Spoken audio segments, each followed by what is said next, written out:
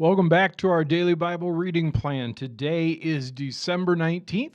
It's a Sunday. I'm excited to share God's Word with you. I really appreciate that you could join me today. We're going to be in Zephaniah. We're actually going to read all of Zephaniah, Zephaniah 1 through 3, Revelation 10, 1 to 11, Psalm 138, and Proverbs 30, 11 to 14. So let's go ahead and read Zephaniah. The Lord gave this message to Zephaniah when Josiah, son of Ammon, was king of Judah. Zephaniah was son of Cushai, son of Gedaliah, son of Amariah, son of Hezekiah. I will sweep away everything from the face of the earth, says the Lord. I will sweep away people and animals alike. I will sweep away the birds of the sky and the fish in the sea. I will reduce the wicked to heaps of rubble, and I will wipe humanity from the face of the earth. I will crush Judah and Jerusalem with my fist. I will destroy every last trace of their Baal worship. I will put an end to all the idolatrous priests so that even the memory of them will disappear. For they go up to their roofs and bow down to the sun, moon, and stars. They claim to follow the Lord, but then they worship Moloch too. And I will destroy those who used to worship me, but now no longer do. They no longer ask for the Lord's guidance or seek my blessing. Stand in silence in the presence of the sovereign Lord, for the awesome day of the Lord's judgment is near. The Lord has prepared his people for a great slaughter and has chosen their executioners. On that day of judgment, says the Lord, I will punish the leaders and princes of Judah and all those who follow pagan customs. Yes, I will punish those who participate in pagan worship ceremonies and those who fill their masters' houses with violence and deceit. On that day, says the Lord, a cry of alarm will come from the fish gate, an echo through this new quarter of the city, and a great crash will come from the hills. Wail in sorrow, all you who live in the market area, for all the merchants and traders will be destroyed. I will search with lanterns in Jerusalem's darkest corners to punish those who sit complacent in their sins. They think the Lord will do nothing to them, either good or bad, so their property will be plundered, their homes will be ransacked. They will build new homes, but never live in them. They will plant vineyards, but never drink wine from them. That terrible day of the Lord is near. Swiftly it comes, a day of bitter tears, a day when even strong men will cry out. It will be a day when the Lord's anger is poured out, a day of terrible distress and anguish, a day of ruin and desolation, a day of darkness and gloom, a day of clouds and blackness, a day of trumpet calls and battle cries. Down go the walled cities and the strongest battlements. Because you sinned against the Lord, I will make you grope around like the blind. Your blood will be poured into the dust, and your bodies will be rotting on the ground. Your silver and gold will not save you on that day of the Lord's anger, for the whole land will be devoured by the fire of his jealousy. He will make a terrifying end of all people on the earth. Gather together, yes, gather together, you shameless nations. Gather before the judgment begins, before your time to repent is blown away like chaff. Act now, before the fierce fury of the Lord falls, and the terrible day of the Lord's anger begins. Seek the Lord, all who are humble, and follow his commands. Seek to do what's right and to live humbly. Perhaps even yet the Lord will protect you from his anger on that day of destruction. Gaza and Ashkelon will be abandoned, Ashdod and Ekron tore down. And what sorrow awaits you Philistines who live along the coast in the land of Canaan, for this judgment is against you too. The Lord will destroy you until not one of you is left. The Philistine coast will become a wilderness pasture, a place of shepherd camps and enclosures for sheep and goats. The remnant of the tribe of Judah will pasture there, and they will rest at night in the abandoned houses of Ashkelon. For the Lord their God visit his people on their kindness and restore their prosperity again. I have heard the taunts of the Moabites and the insults of the Ammonites, mocking my people and invading their borders. Now, as surely as I live, says the Lord of heaven's armies, the God of Israel, Moab and Ammon will be destroyed as completely as Sodom and Gomorrah.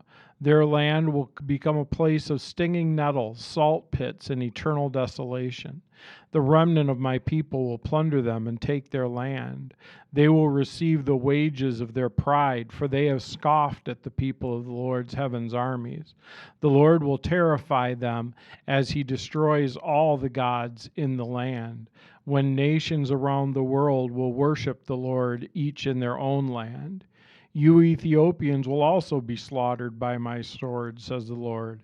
And the Lord will strike the hands of the north with his fist, destroying the land of Assyria. He will make its great capital, Nineveh, a desolate wasteland, parched like a desert. The proud city will become a pasture for flocks and herds, and all sorts of wild animals will settle there. The desert owl and the screech owl will roost in its ruined columns, their calls echoing through the gaping windows. Rubble will block all the doorways, and cedar paneling will be exposed to the weather. This is the boisterous city. It's so secure.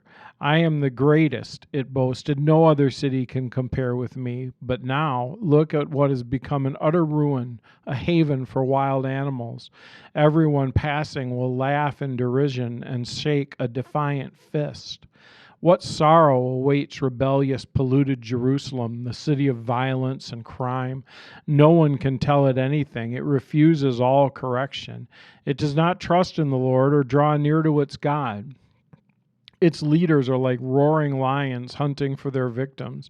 Its judges are like ravenous wolves at evening time, who by the dawn have left no trace of their prey. Its prophets are arrogant liars seeking their own gain. Its priests defile the temple by disobeying God's instructions. But the Lord is still there in the city, and he does no wrong. Day by day he hands down justice, and he does not fail, but the wicked know no shame.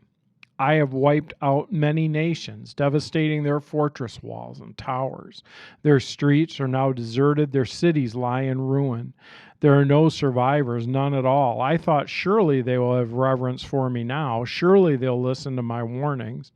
Then I won't need to strike again, destroying their homes. But no, they get up early to continue their evil deeds. Therefore be patient, says the Lord. Soon I will stand and accuse these evil nations.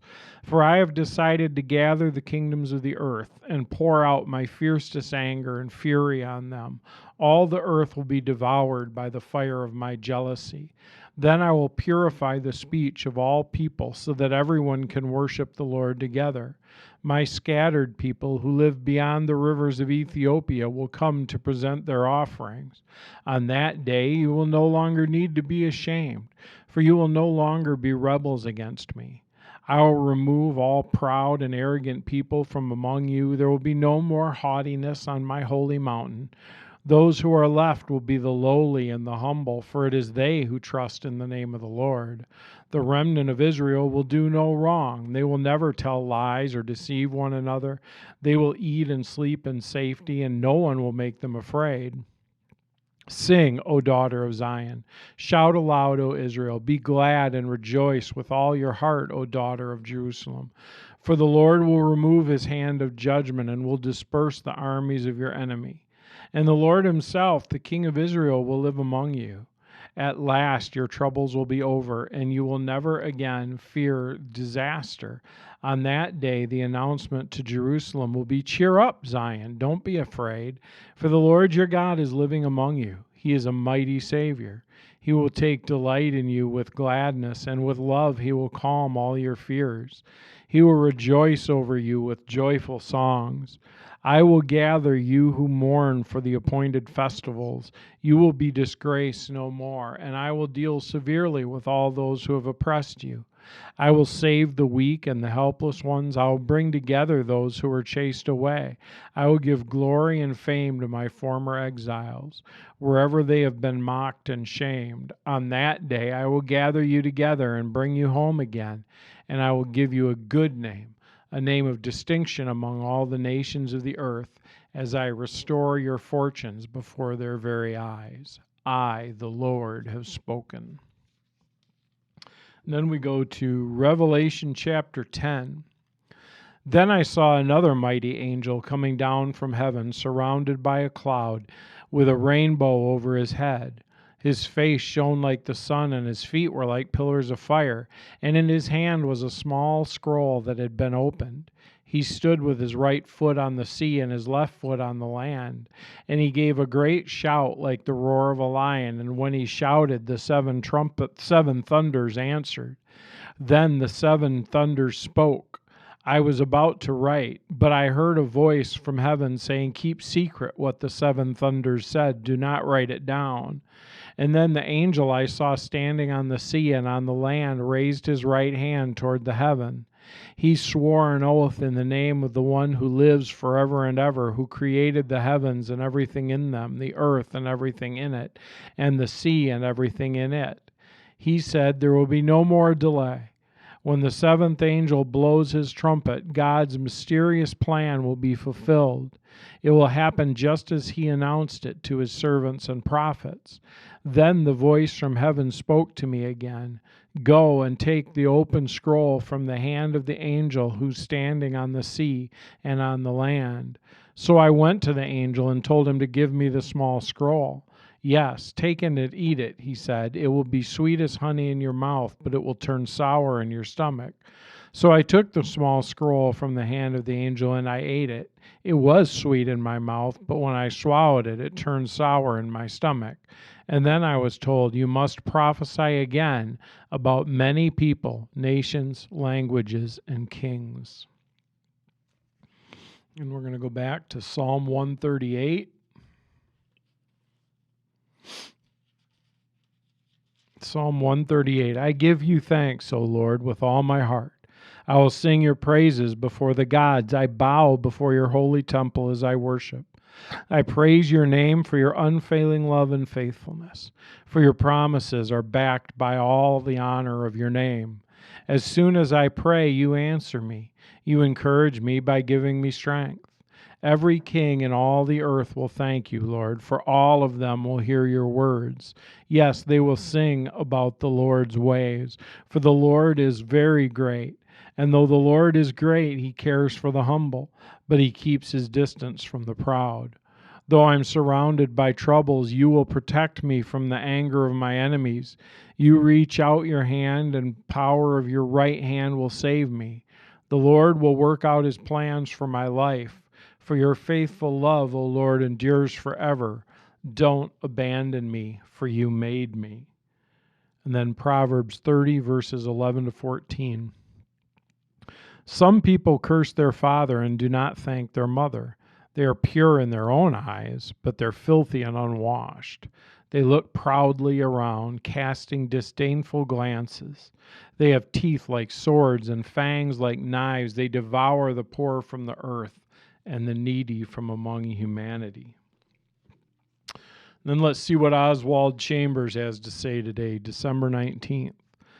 If you're sensitive to God's way, your message as his servant will be merciless and insistent, cutting to the very root. Otherwise, there will be no healing. We must drive the message home so forcefully that a person cannot hide, but must apply its truth. Then hold high the standard of Jesus in their lives. And Matthew 10, verse 34 says, "I did not come to bring peace, but a sword."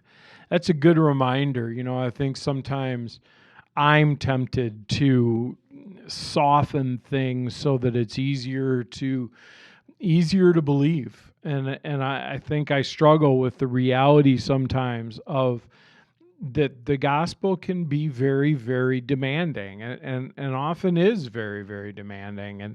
And I know that I sometimes lose sight of that. And so that's a reminder that I need to, if you're sensitive to God's ways, you have to bring the message that he brings. Sometimes it's a message of comfort and joy, and sometimes it's a message of challenge, but it's always out of love, and it's always for our good. And that's one of the things that we can anchor in, is that reality of God's love and of his care for us no matter what happens. Let's pray together. Jesus, thank you that you have given us your word and we have another day of reading it. Lord, thank you that you love us and that you're with us today. In Jesus' name, amen. All right. Thank you so much for joining me today. I will see you again on Tuesday, I think.